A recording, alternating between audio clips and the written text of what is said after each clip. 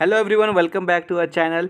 So in this video we are going to discuss very amazing 5 special Python program tips which will make your coding much more easier rather than using the big functions. So it will reduce the number of lines of codes और इस 5 modules या method के मदद से हमारे code में इतना स्मूदीनेस आ जाएगा कि आपके बहुत सारे number of lines of codes बच जाएंगे. So hello all, let us discuss some amazing and quick Python method that are very much helpful for us. So without wasting any time, let us begin with the video. And अगर आप इस channel पे नए हो तो इस channel को subscribe करो, शेयर करो और अपने फ्रेंड्स को बताओ कि इस चैनल पे कम्युनिटी पोस्ट में बहुत सारे क्वेश्चंस डेली में पोस्ट करता हूँ, उनको जाके वोट करें, आंसर्स देखें और काफ़ी कुछ सीखें. और अगर आपने मेरे पुराने वीडियोस नहीं देखे तो प्लीज़ प्लेलिस्ट खोलिए या फिर चैनल पे जाके सारे वीडियोस को एक बार ज़रूर देखिएगा, काफ़ी ज़्यादा हेल्पफुल होंगे. So let us begin with this video.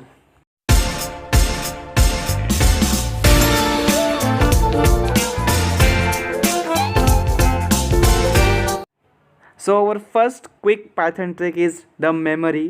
So we will use the method of the get size of which can be used to retrieve the size of any object. हम कोई भी ऑब्जेक्ट का size निकाल सकते हैं और ये जो साइज़ हम लोग निकाल रहे होंगे ये बाइट्स में होगा. सो एक एग्जांपल देखते हैं फिर हम उसको अच्छे से समझते हैं. सो सबसे पहले हम लोग इंपोर्ट करेंगे SYS. अभी SYS क्या है? सिस्टम स्पेसिफिक पैरामीटर है ये और फंक्शंस भी होता है. सो इसकी मदद से हम लोग इस जो भी हम लोग इंटीजर या फिर टेक्स्ट फाइल देंगे कैरेक्टर, उसके हम लोग को मिल जाएंगे साइज़ जो कि है बाइट्स में. तो मैंने यहाँ पे एक नंबर नाम का वेरिएबल दिया जिसमें 200 है और हम लोग सिंपली प्रिंट करेंगे प्रिंट SYS गेट साइज़ और उस वेरिएबल को अंदर लिख देंगे और जैसे हम उसको प्रिंट करेंगे हमारा आउटपुट हमारे सामने होगा. और इस तरह से आप जितने नंबर्स को इंक्रीज़ करते जाएंगे या फिर चेंजेस, हमारा बाइट्स का साइज़ वैसे वैसे इंक्रीज़ होते जाएगा या डिक्रीज़ होते जाएगा. सो इस तरह से अगर हम लोग एक वेरिएबल में 2 अलग अलग इंटीजर्स को असाइन करें तो भी हमारे मेमोरी पे इफेक्ट पड़ेगा और हमारे बाइट्स में इंक्रीज़ हमको देखने मिलेंगे. सो इस तरह से हम लोग इंटीजर्स के लिए देख लिए. अब हम लोग कैरेक्टर्स या कोई नंबर ऑफ सेंटेंस के लिए देखते हैं कि अगर उसमें सेंटेंसेस रहेंगे या फिर वर्ड्स रहेंगे तब हमारा मेमोरी कितना स्पेस लेता है बाइट्स में इनको प्रोसेस करने के लिए, मीन्स इनको होल्ड करने के लिए. तो सेम फार्मूला होगा कि इंपोर्ट SYS और इसमें सिंपली हमको प्रिंट करना है SYS dot gate size of और ब्रैकेट के अंदर डबल कोट्स के अंदर वो वर्ड डाल देना है और उसको प्रिंट करना है. तो हमारे ये हेलो है तो हेलो मेमोरी में 54 बाइट्स का स्पेस लेता है गाइज. और अगर हेलो वर्ल्ड लिख लिए एक स्पेस के साथ तो वो 60 नंबर ऑफ बाइट्स हमारे मेमोरी में प्रोसेस करता है, अपने लिए एक स्पेस बना लिया है. और if I remove that space between hello world तो 59 नंबर ऑफ बाइट्स है. तो अगर सोचो कि अगर ये हेलो वर्ल्ड नहीं रहा, सिर्फ 2 कर्ली ब्रैकेट्स है, मीन्स एम्प्टी रहा हमारा स्टेटमेंट, तब कितना स्पेस लेगा हमारे मेमोरी में? तब भी 51 बाइट्स ऑफ स्पेस हमारा मेमोरी एम्प्टी होने के बाद भी अपने अंदर रखता है. तो इस तरह से हम लोग अब सिंप्लीफाइड लर्नर डाल के देखते हैं इस ब्रैकेट में और गेट साइज ऑफ मीन्स इसका साइज़ लेते हैं मेमोरी में कितना है. तो जैसे हम उसको प्रिंट करेंगे आप गैस कर लो कि 51 एम्प्टी में था तो सिंप्लीफाइड लर्नर कितने नंबर ऑफ वर्ड्स लेटर्स का है और उस तरह से 67 बाइट्स का स्पेस सिंप्लीफाइड लर्नर एक मेमोरी में ले रहा है अपनी जगह बनाने के लिए. तो इस तरह से हमने मेमोरी देख लिया, नंबर्स के लिए भी, कैरेक्टर्स के लिए भी. अब बढ़ते हैं हम लोग मेथड नंबर 2 के तरफ, में से हमारा second special Python characteristic swapping method. अभी हमने स्वैपिंग करना तो बहुत तरह से सीखा है पर ये ईजीएस्ट वे है स्वैपिंग करने का without taking any third variable. So मैंने यहाँ पे ए और बी को डिफाइन कर लिया है. a इक्वल टू 10 और b equal to 30, means A B का वैल्यू है 10 एंड 30 रेस्पेक्टिवली. तो हमको सिंपली एक लाइन लिखना है कि a कमा b इक्वल टू b कमा a, मीन्स जो a का वैल्यू है वो b ले लेगा और जो b का वैल्यू है वो a ले लेगा. और उसके बाद हम लोग प्रिंट किए a और b को एंड जैसे ही हम इसको रन करेंगे हमारा आउटपुट जो होगा वो काफ़ी शॉकिंग होगा कुछ कि a का वैल्यू 10 था पर प्रिंट किए जब हम a को तो 30 आ गया और बी का वैल्यू इनिशियली कितना था 30, पर जब प्रिंट किया हम लोग स्वैप करके तो आ गया 10। तो इस तरह से विदाउट एनी थर्ड वेरिएबल हम लोग ईजिली स्वैपिंग कर सकते हैं। थोड़ा ईजी दिखे इस चीज़ को तो इसलिए मैं ए को अलग और बी को अलग लिख देता हूँ। तो ए इक्वल टू 10 एंड 30 यहाँ से हटा के यहाँ पे बी इक्वल टू 30 कर दिया हूँ। सो जब हम लोग उसको प्रिंट किए तो ए का वैल्यू 30 हो गया और बी का वैल्यू 10 हो गया विदाउट एनी अदर वेरिएबल। ठीक है, अब देखो जैसे मैंने ए को 100 किया पर आउटपुट में बी में 100 आ गया। सो इस तरह से आप लोग स्वैपिंग कर सकते हो simply A comma B equal to B comma A करके उसको रिवर्स कर देना है। तो अगर मैंने कोई कैरेक्टर ले लिया या फिर कोई स्ट्रिंग ले लिया तो भी हम लोग स्वैपिंग कर सकते हैं। अभी ए में था सिंप्लीफाइड और बी में था 30, पर जब रन किया स्वैपिंग करके तो ए में आ गया 30 एंड बी में चला गया simplified. So in this way you can swap the two numbers, string, anything using a simple line statement that is a comma b equal to b comma a। ए और B एक variable है जो मैंने लिया है, आप कोई भी वेरिएबल ले सकते हो। तो था ना ये अमेजिंग ट्रिक। अब बढ़ते हैं हम लोग अपने थर्ड ट्रिक के तरफ जो कि है पैलिंड्रोम।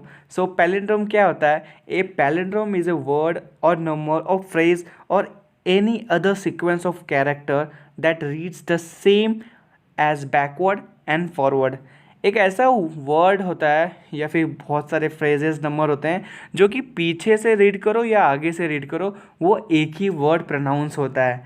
जैसे कि लेवल, अभी LEVEL लेवल, इसको आप आगे से पढ़ो या पीछे से पढ़ो वो प्रोनाउंस सेम ही होगा। सो पैलिंड्रोम हम लोग ईजी स्टेप में कैसे कर सकते हैं ये हम लोग अभी देख रहे होंगे। तो सबसे पहले हम लोग डेफ नाम का एक फंक्शन क्रिएट कर रहे हैं जिसमें चेक पैलिंड्रोम करके हमने एक वेरिएबल बनाया और उसके अंदर एक वैल्यू असाइन करेंगे और वो वैल्यू हमको रिटर्न कर देना है। किस तरह से? सो इसका सिंटैक्स है return value equal to value और हमको स्क्वायर ब्रैकेट्स के अंदर 2 कॉलन डाल के -1 कर देना है। तो इससे क्या होगा, वो पीछे से भी उसको रीड करेगा और सामने से भी रीड करेगा।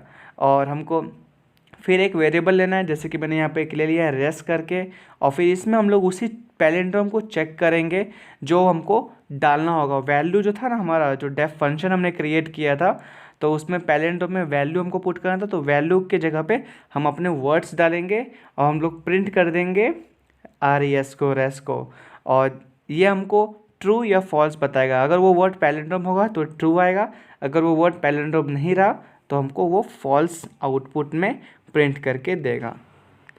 तो जैसे कि ये स्टार्ट है, ये पैलिंड्रोम है कि नहीं ये चेक किया हमने, तो यहाँ पे आउटपुट में आया फॉल्स, क्योंकि इसको आगे से रीड करेंगे तो स्टार्ट और पीछे से करेंगे तो स्टार्ट रीड नहीं हो रहा है।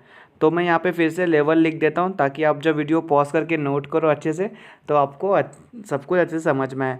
और आपको वीडियो पॉज करके नोट करने की ज़रूरत नहीं, आप इस वीडियो के सारे पॉइंट्स को एक PDF के फॉर्म में कन्वर्ट कर सकते हो। तो अगर आपने वो वीडियो नहीं देखा है तो मैंने लिंक उस वीडियो का डिस्क्रिप्शन में प्रोवाइड कर दिया और इस ऊपर आई बटन को क्लिक करके भी आप उस वीडियो तक जा सकते हो। बहुत इजी सा स्टेप है किसी भी यूट्यूब ट्यूटोरियल वीडियो को PDF के फॉर्मेट में कन्वर्ट करने के लिए। ये ट्रिक आपको नहीं पता होगा तो उस वीडियो को ज़रूर देखें। और फिर हम लोग अब आगे बढ़ते हैं हमारे 4th number of Python trick पे जो कि है शफल करना। So in order to shuffle the elements of a list हमको शफल मेथड का यूज़ करना पड़ता है जो कि रैंडम फंक्शन से मीन्स रैंडम मॉड्यूल से हम लोग यूज़ करेंगे। तो उसका कोड कुछ इस तरह से फ्रॉम रैंडम इम्पोर्ट शफल और एक लिस्ट क्रिएट करना है। तो मैंने यहाँ पे लिस्ट में 7, 23, 9, 35 इन वैल्यूज़ को डाला है और शफल फंक्शन को यहाँ पे लिख देना है शफल ब्रैकेट के अंदर हमारे लिस्ट का नाम जो कि है माई लिस्ट और प्रिंट करना है माई लिस्ट को। तो जैसे हमने प्रिंट किया हमारे आउटपुट में वो जो वैल्यूज़ थे हमारे लिस्ट के अंदर वो उल्टा सीधा हो गया, आई मीन शफल करके है। हमारे वैल्यूज़ में 0th इंडेक्स पे 7 है पर यहाँ पे 0th इंडेक्स पे 9 आया। सो इस तरह से आप कोई भी वैल्यू को शफल कर सकते हो शफल फंक्शन के यूज़ से जो कि रैंडम मॉड्यूल में रहता है। तो अब हम लोग बढ़ते हैं हमारे फाइनल ट्रिक के तरफ। इस वीडियो के लिए हम ऐसे ट्रिक और भी लाएंगे आपके लिए। सो ये है running time.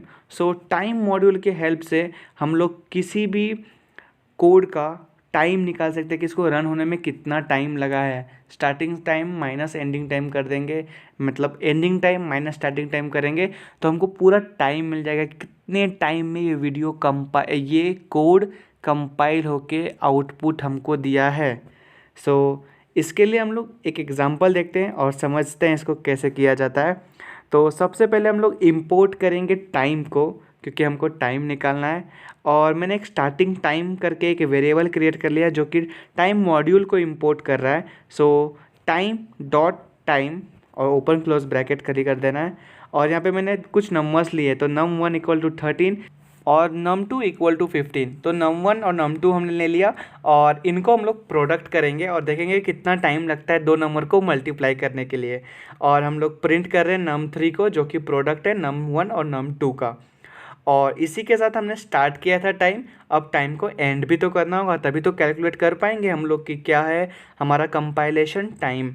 So end time equal to time dot time function. So इस तरह से हमने टाइम स्टार्ट किया और कुछ कैलकुलेशन किए कुछ नंबर्स का और टाइम ख़त्म कर दिया। अब हमको प्रिंट करवाना है हमारे टोटल टाइम कितना लगा इस दो नंबर को मल्टीप्लाई करने में।